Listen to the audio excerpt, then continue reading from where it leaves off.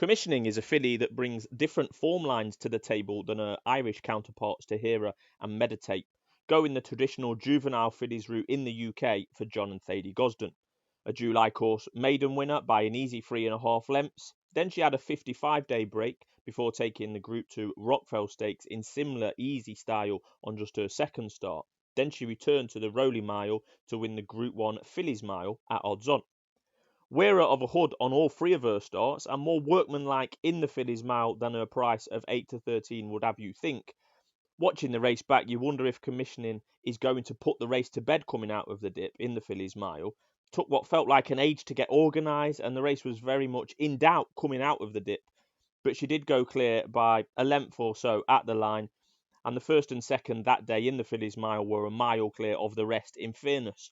A performance that screams stayer to me, just visually. Her mum only ever raced over 10 furlongs, 10 or 12 furlongs. That Fillies Mile looked a poor renewal to me, and I wouldn't be interested in backing commissioning for the 1,000 guineas at between 4 and 6 to 1 anti-post at this stage. Not at all. A problem for me is the Gosdens, particularly the older fella, John.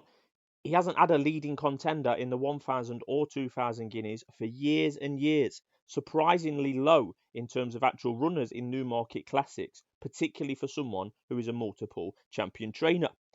Gosden has won the 1,000 guineas once, way back in the year 2000, and he's only had one horse place since. And it's not as if he hasn't had suitable horses. Some have been injured, some just haven't been ready or possibly held back for later in the year. Just look at Inspiral last year, 1,000 guineas anti-post favourite, didn't run until June.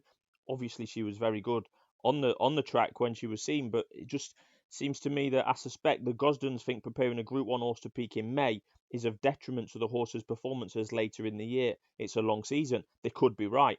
Plus, the fact that they would usually go for a trial 2 or 3 weeks before a classic, making the season even longer. I can't trust the Gosdens to properly target the Guineas.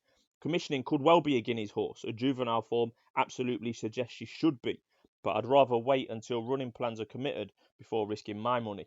And even if she was a confirmed runner, commissioning hasn't blown me away thus far.